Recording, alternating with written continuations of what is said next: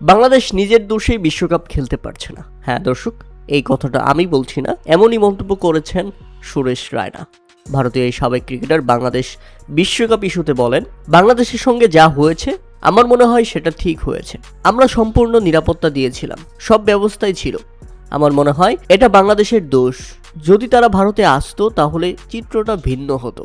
বাংলাদেশ খুবই ভালো শক্তিশালী একটা দল, তাদের স্পিনাররা এখনকার কন্ডিশন খুব ভালো বোঝে, কিন্তু এখন তারা অনেক বড় ক্ষতির মুখে পড়বে। বিশ্বমানের স্পিনারদের নিয়ে গঠিত বাংলাদেশ দল উপমহাদেশীয় কন্ডিশনে বড় হুমকি হয়ে উঠতে পারত এবারের টি-20 বিশ্বকাপে, কিন্তু বাংলাদেশ সেই সুযোগ লুফে নিতে পারেনি। আর এর প্রভাব পড়েছে বাংলাদেশ ক্রিকেটের সব জায়গায়।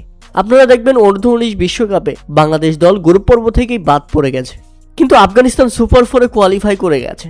সেই গ্রুপ থেকে আরেক প্রতিপক্ষ অস্ট্রেলিয়া, যেখানে বাদ পড়েছে দক্ষিণ আফ্রিকা, শ্রীলঙ্কার মতো দলগুলো। তাতে কি এখন ক্রিকেট থেকে বাংলাদেশ পিছিয়ে পড়ছে না? এবারে টি-20 বিশ্বকাপ খেলতেও পারল না তাদের মূল দল।